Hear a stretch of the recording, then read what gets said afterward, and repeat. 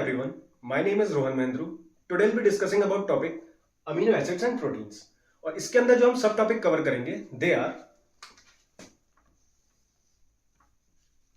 Types of amino acids, essential and non-essential amino acids,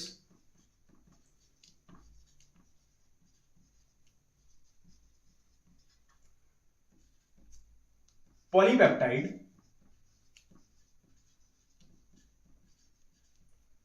structures, and lastly we'll discuss about proteins.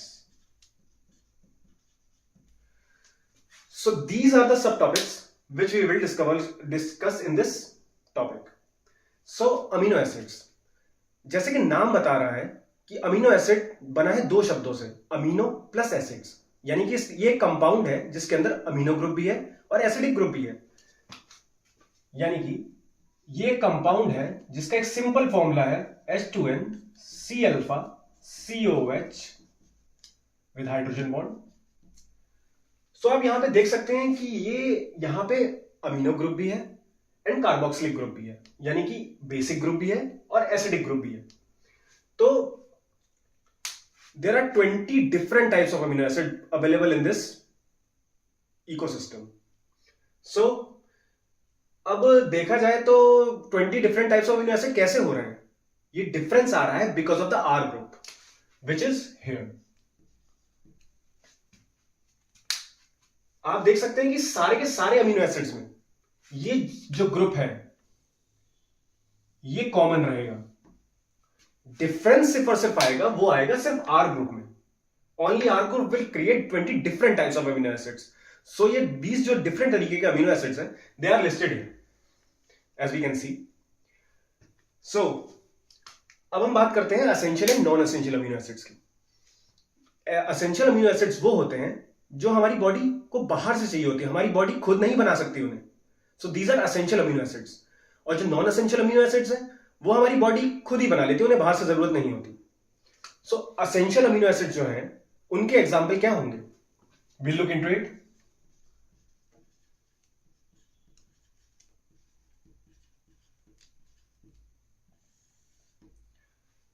Essential amino acid के लिए हमारे पास एक कह लीजिए एक कोड वर्ड टाइप है which is hill MP TTV। S stands for histidine, I stands for isoleucine, L stands for lysine, and L stands for leucine, M stands for methionine, P for proline, threonine, tryptophan, and valine. So these are the essential amino acid, that is जो कि हमारी body को बाहर से चाहिए होते हैं, और जो बाकी बचे दे आर नॉन एसेंशियल।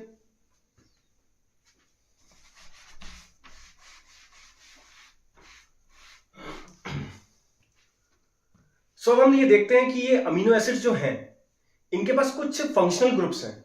इस आर ग्रुप की वजह से these amino acid can be hydrophobic as well as hydrophilic, they can be basic और एसिडिक। सो कुछ जो अमीनो एसिड बेसिक्स हैं that is they are carrying positive charge, they are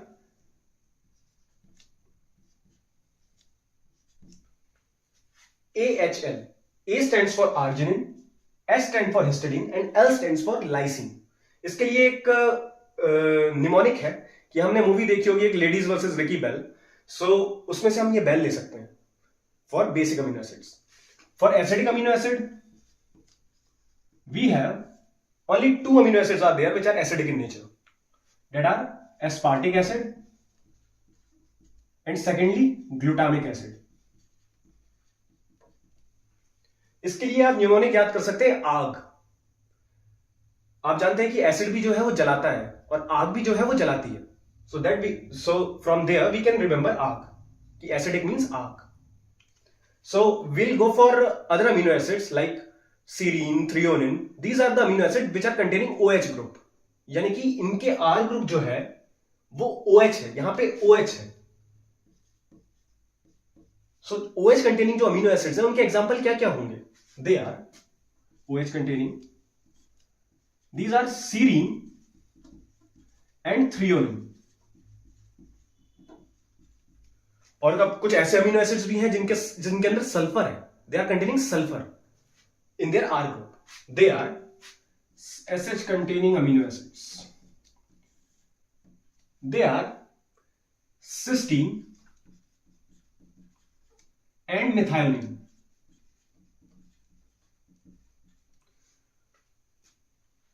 So these are the amino acids with different functional group. और इसके बारे में हमने जान लिया.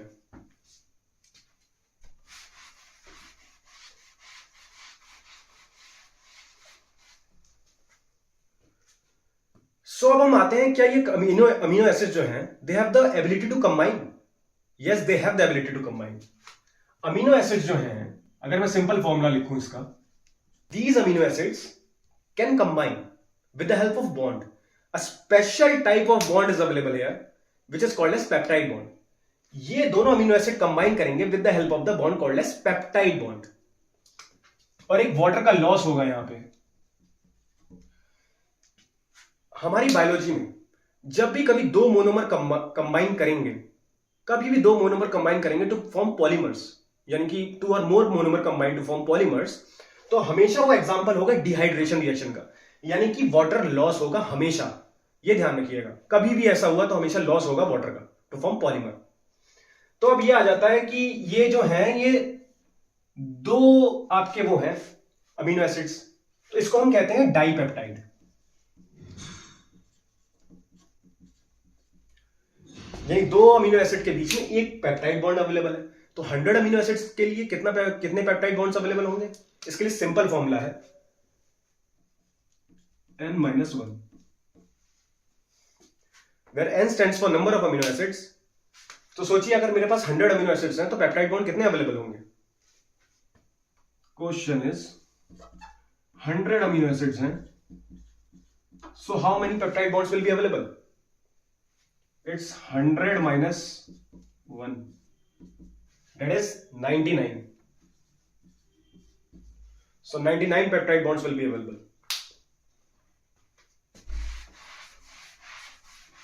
तो ऐसे ही हमने देखा कि ये मोनोमर कंबाइन करते हैं टू फॉर्म पॉलीपेप्टाइड. तो अब ये polypeptide has the ability to fold and form different structures like primary, secondary, tertiary, quaternary. तो यहां पे हम 4 स्ट्रक्चर्स पढ़ेंगे. सोचिए ये एक चेन ऑफ अमीनो पेप्टाइड है, यानी पॉलीपेप्टाइड. तो यहां पे डिफरेंट अमीनो एसिड्स हैं held together with the help of the peptide bond. तो ये ए यहां पे रिप्रेजेंट कर रहा है अमीनो एसिड. तो सिंपल अरेंजमेंट ऑफ कह लीजिए कि amino acids in a peptide is called as primary structure. यानी कि ये अमीनो एसिड जो है वो सिंपली एक लीनियर चेन में अरेंज्ड है, उसको हम कहेंगे प्राइमरी स्ट्रक्चर.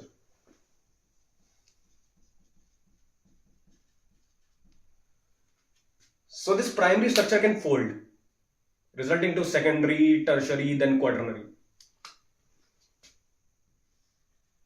एक बात का ध्यान रखना है कि ये जो प्राइमरी स्ट्रक्चर है इसमें बॉन्ड कौन सा अवेलेबल है? This is simply peptide bond. अगर अब मैं सेकेंडरी स्ट्रक्चर की बात करूं तो सेकेंडरी स्ट्रक्चर में हाइड्रोजन बॉन्डिंग भी आ जाती है, जिसकी वजह से मुझे सेकेंडरी स्ट्रक्चर्स कुछ डिफरेंट टाइप्स के देखने को मिलते हैं, जैसे कि अल्फा हेलिक्स हो गया, बीटा प्लेटेड शीट हो गया, ट्रिपल हेलिक्स हो गया. उसके बारे में भी हम पढ़ेंगे. सेकेंडरी स्ट्रक्चर में हाइड्रोजन बॉन्ड ऐड हो जाता है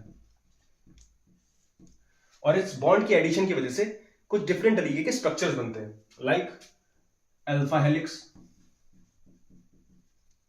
beta sheets and triple helix.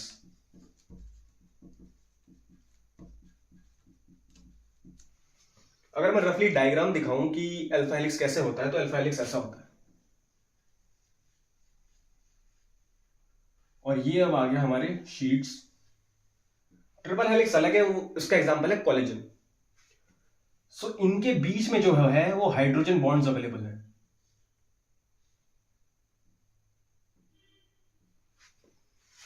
तो अब सेकेंडरी स्ट्रक्चर जो है, सेकेंडरी स्ट्रक्चर में मुझे peptide bond plus hydrogen bond देखने को मिला.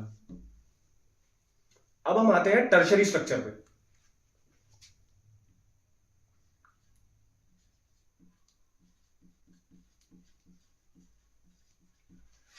टर्शरी स्ट्रक्चर सेकेंडरी का ही मॉडिफिकेशन है, सेकेंडरी और फोल्ड होगा and results in the formation of tertiary structure. अब इसमें कौन कौन से बॉन्ड इन्वॉल्व है? इसमें covalent as well as non covalent bond interactions देखने को मिलेंगे।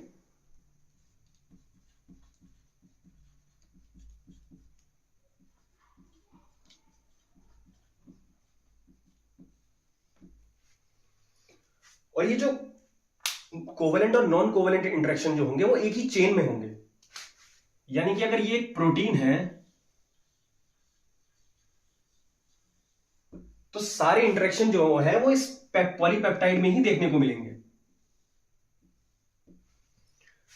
इसको हम ऐसे भी कह सकते हैं कि ये इंट्रा चेन बॉन्डिंग है, यानी कि खुद ही में।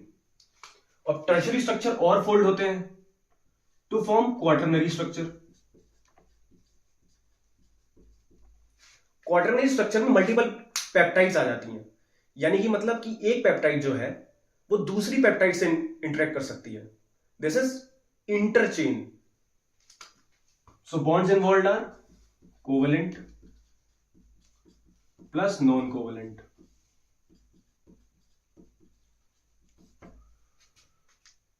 So these are the all four structures which are adapted by a polypeptide. और टर्शरी स्ट्रक्चर का एक ये मैं खासियत बताना चाहूंगा कि टर्शरी स्ट्रक्चर पे जब फोल्डिंग होती है तो इस टाइम पे हम कहते हैं कि ये पॉलीपेप्टाइड जो है, पॉलीपेप्टाइड जो है वो प्रोटीन बन चुका है। तो टर्शरी स्ट्रक्चर में हमें सारे एंजाइम्स देखने को मिलते हैं, मतलब स्टार्टिंग जो एंजाइम्स की होती है वो टर्शरी स्ट्रक्चर से ही होती है। और क्वाटरनरी स्ट्रक्चर में हमें देखने को मिलता है हीमोग्लोबिन। इसका एक क्लासिकल एग्जांपल है हीमोग्लोबिन विच इज अ हेटेरोटेट्रामर, यानी इसके पास 2 अल्फा चेन होंगी और 2 बीटा चेन होंगी। अब कंसेप्ट आता है degradation of polypeptide and denaturation of polypeptide. इनमें क्या अंतर है?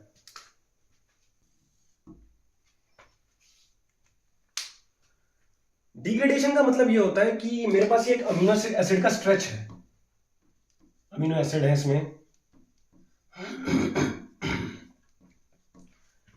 डिग्रेडेशन में ये जो पेप्टाइड बॉन्ड से जुड़े हुए हैं अमीनो एसिड्स ये टूट जाते हैं, जिसकी वजह से जो ये पॉलीपेप्टाइड है वो इंडिविजुअल अमीनो एसिड में बढ़ जाएगी। और वहीं डिग्रेडेशन की बात करें, वहीं डीनेचुरेशन की बात करें तो वहां पे जो है पॉलीपेप्टाइड जो 3D कंफर्मेशन जो है, जो अरेंज है ऐसे करके,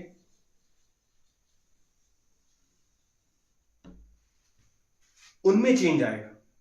उनमें चेंज मतलब कि ये जो पॉलीपेप्टाइड का स्ट्रेच है वो ब्रेक नहीं करेगा। ब्रेक सिर्फ और सिर्फ ये जो बॉन्ड्स है ना अवेलेबल इनके बीच में, अल्फा हेलिक्स और बीटा शीट के बीच में अवेलेबल है, अंदर जो बॉन्ड अवेलेबल है तो वो ब्रेक करेंगे। इसके ऊपर क्वेश्चन आ सकता है। सो अब हम बात करते हैं कि प्रोटीन क्या है। जैसे कि मैंने आपको बताया कि प्रोटीन का जो मोनोमरिक यूनिट है वो होता है आपका अमीनो एसिड्स। अमीनो एसिड मिलकर पॉलीपेप्टाइड बनाएंगे और पॉलीपेप्टाइड 3D अरेंजमेंट में फोल्ड होगा और फॉर्म करेगा प्रोटीन। तो पॉलीपेप्टाइड और प्रोटीन में क्या अंतर है? पॉलीपेप्टाइड जो है वो स्ट्रेच ऑफ अमीनो एसिड है। जब पॉलीपेप्टाइड 3D अरेंजमेंट में फोल्ड हो जाता है then it results in the formation of protein. तो प्रोटीन की क्या यूज है हमारी बॉडी में? प्रोटीन हमारी बॉडी में सेकंड मोस्ट अबंडेंट कंपाउंड है आफ्टर वाटर, तो हमें इसके बारे में पढ़ना भी जरूरी है। तो अब प्रोटीन के कुछ फंक्शंस जो है जो इंपॉर्टेंट है उसके बारे में मैं बताना चाहूंगा। पहला जो है ये स्ट्रक्चरल यूनिट है हमारी बॉडी का। जो हमारी बॉडी खड़ी हुई है इस समय, जो स्ट्रेंथ मिल रही है वो किसकी वजह से मिल रही है? वो मिल रही है कोलेजन फाइबर्स की वजह से, जो कि बना है प्रोटीन से। दूसरा आपका आता है एंजाइम्स। एक फेमस लाइन है कि all enzymes are protein but all proteins are not enzymes.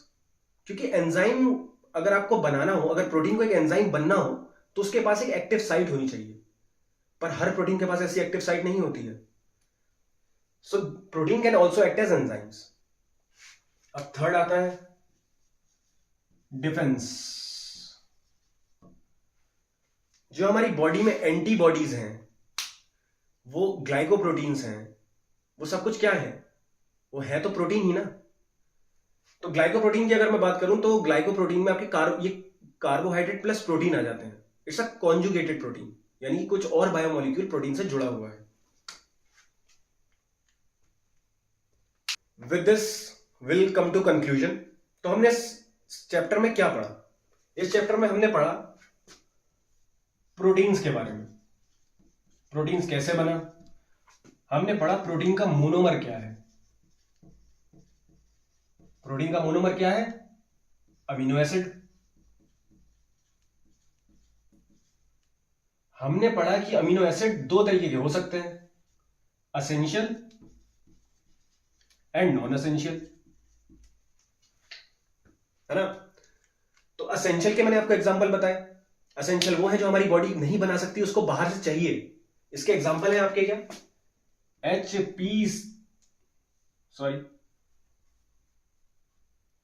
Hill, MP, TTV, इसको याद कर लीजिए। बस आपको असेंशियल याद करने हैं, नॉन असेंशियल की कोई जरूरत ही नहीं पड़ेगी। अगर आपको ये याद है तो आप इसको आराम से फिगर आउट कर लोगे।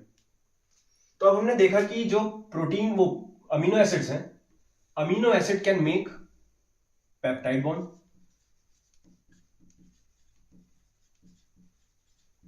और जब ये पेप्टाइड बॉन्ड बनाएंगे तो हमने इस बारे में बात करी कि अगर हमारे पास 100 अमीनो एसिड्स हैं तो हाउ मेनी पॉलीपेप्टाइड्स आते हैं, सॉरी पेप्टाइड बॉन्ड्स आते हैं। तो उसके लिए एक जनरल सिंपल फॉर्मूला था n-1 पेप्टाइड बॉन्ड कैलकुलेट करने के लिए, where n stands for number of amino acids. Okay, और अब हम आगे आते हैं कि हमने स्ट्रक्चर्स के बारे में पढ़ा। अमीनो एसिड जो है ये amino acid can combine with the help of the peptide bond, और अब ये जो अमीनो एसिड बार बार कंबाइन करेंगे, this results in the formation of polypeptide, यानी कि मल्टीपल अमीनो एसिड्स। तो पॉलीपेप्टाइड देखिए हमने, उसके बारे में समझा। अब पॉलीपेप्टाइड जो है वो कुछ स्ट्रक्चर्स बना सकती है, जो कि आपके हो गए प्राइमरी, सेकेंडरी, टर्शरी, क्वाटरनरी। अब हमने इनके बॉन्ड के बारे में पढ़ा कि प्राइमरी में कौन सा बॉन्ड होगा, सेकेंडरी में कौन सा बॉन्ड होगा, टर्शरी में कौन सा बॉन्ड होगा, और क्वाटरनरी में कौन सा बॉन्ड होगा। प्राइमरी में जो बॉन्ड हमने देखा वो था पेप्टाइड बॉन्ड, सेकेंडरी में हमने देखा हाइड्रोजन प्लस पेप्टाइड बॉन्ड, और टर्शरी में हमने देखा covalent plus non covalent interaction, जो कि थे आपके क्या? इंट्राचेन।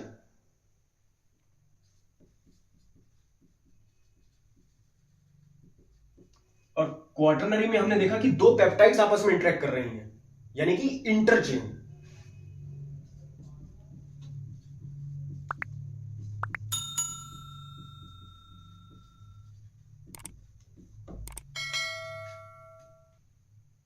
So with this, we are completed with protein and amino acids. Thank you.